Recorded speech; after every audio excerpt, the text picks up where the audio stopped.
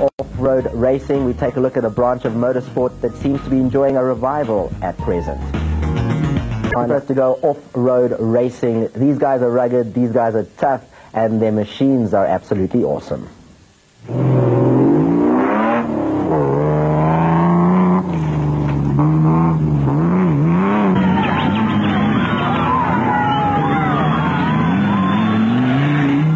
For many years, off-road racing has been contested mainly by privateer teams with small budgets, and has drawn its supporters from a limited number of hardcore fans.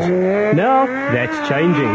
This season, off-road has taken on a whole new lease of life. Apart from Toyota, which has been a stalwart for many years, several other manufacturers have committed big resources. Nissan has come forward with a hard body, Samcor's campaigning the ex-Paris Dakar Rally Pajero, and Daimler Chrysler has entered the Colt.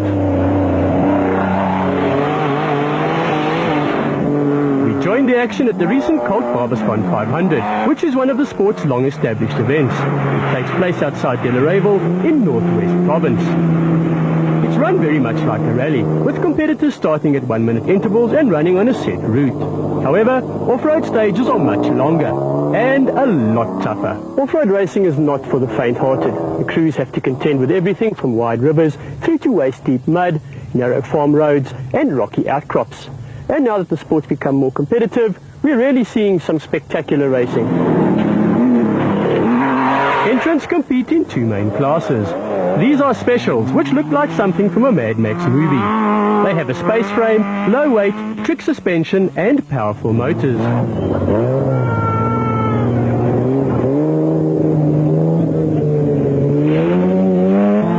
Those in the production vehicle category are based on 4x4 buckies and have uprated engines and modified suspensions.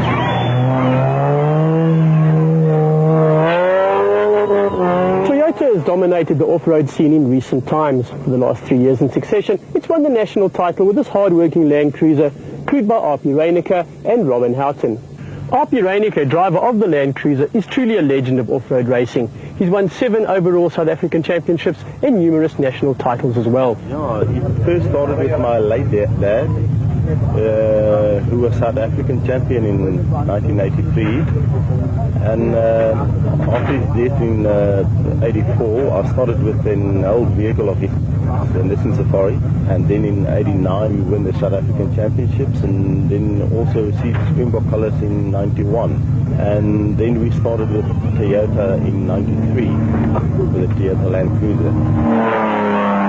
And the rest, as they say, is history.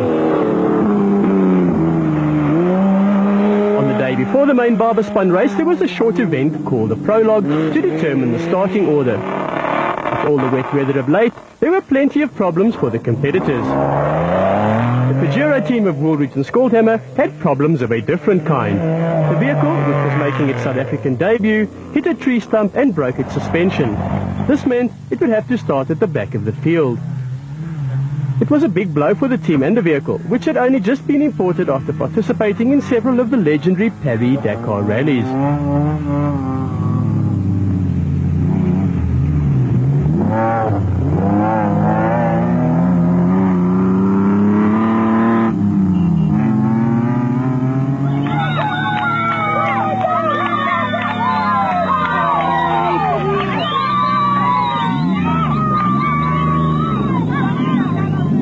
High speeds, rough terrain and increased competition mean that teamwork between the driver and navigator is extremely important, perhaps more so now than ever before.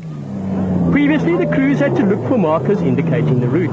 Now it's up to the navigator to call the turns accurately. The pace is such that you have to count the driver down to the turn, so that you're not sitting there looking for the turn. You can actually say to him it's 200, it's 100 meters, it's 50, turn now. The other member of the team is navigator Robin Houghton. Somewhat younger than RP, he joined Toyota in 1995 after first being involved with other teams. Since then, of course, he's enjoyed huge success, and he still has many, many good years ahead of him. It sounds a lot easier than it actually has been. It's been nail-biting stuff all the way. We've just had a good vehicle, and RP, as everyone knows, is a top driver, so I think perhaps we complement each other and make a good team. On this event, the Barberspon 500, Robin and RP are starting way back in 18th position. That's because yesterday, on the prologue to the main event, they decided to take things a little easy. But in the race itself, there's no thought of giving less than maximum effort, particularly when you're the reigning champions and all of your competitors are out to prove a point.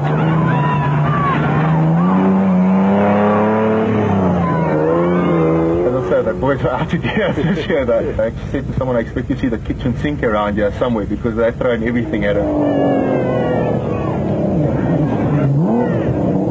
Apart from Woolridge and Skolthammer in the Pajero, several other big names in local motorsport are hoping to wrestle away Toyota's crown. These include ex-off-road and rally champion Hannes Grobler in the Nissan,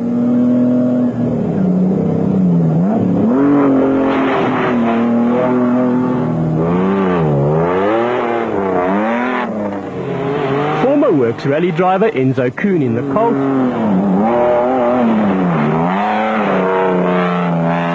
and the legendary Sarel van der Merwe in a monster Jeep. But, says RP, that doesn't mean you must throw caution to the wind. You must sort of look after your car. You must keep it together to do 500 kilometers without breaking it. The route is very rough. You're talking about crossing river beds, dongas, beaches and rocks and everything you can expect, because then you're out of the race. One wrong step, then you're out. In the first half of the Barbaspan event, this strategy seemed to be working well. We're now midway through the event and things have begun to change quite dramatically. The Toyota team has worked its way steadily through the field and is now leading the pack. It hasn't been easy though. Both Robin and RP have had to work extremely hard. And they have also had a little bit of luck. The vehicle that was out in front has somehow managed to get itself lost.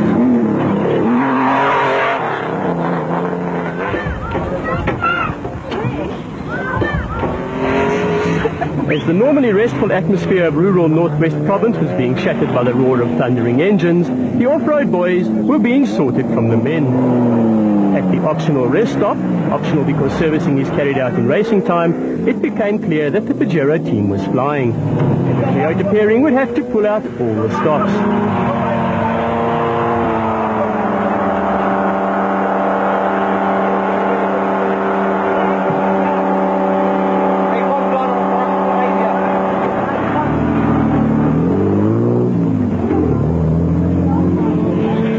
The other Castrol Toyota Land Cruiser, crewed by family members Shumi and Carl van Vieren, was also on a charge. We took the opportunity to find out what off-road racing means to Toyota's image. Here's public relations spokesman Roger Houghton.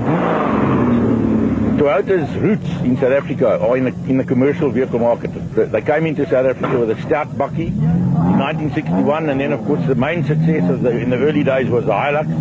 The range then expanded into passenger cars. So the rural areas of South Africa were very important to Toyota in its formative years and remain very important. And we see the off-road racing as an extension of our involvement in the commercial vehicle market, bakkies, and now of course the four-wheel drive. Unfortunately for Toyota though, Barbaspan wasn't going to provide a perfect day at the office for RP and Robin. In racing, there are no certainties. It's a case of 1 minute you're up and the next you're down. The team started in 18th and worked its way up to the head of the pack. But now, disaster. They spent 35 minutes trying to sort out an electrical problem, and not surprisingly, they've lost the lead. This would push them back to an eventual 11th place overall.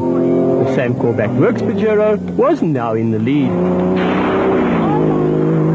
One of the interesting things about off-road racing is that it doesn't seem to have the same level of animosity that you sometimes find in other branches of motorsport.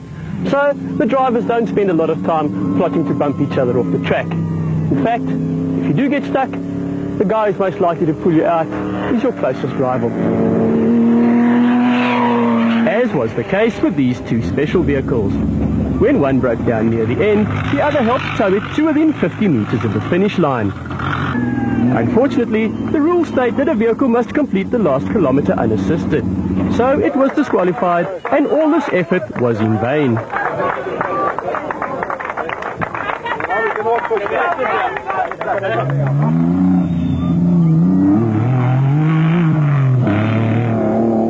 The eventual winner of the Barbaspan was the Mitsubishi Pajero of Woolridge and Skolthammer, who called on all the experience they've gained in the Paris-Dakar Rally. They were followed by the Toyota Land Cruiser of Schumi and Carl van Pieren, seen here about to overtake the Mitsubishi of Henry and Morris Sermatten, which finished 6th.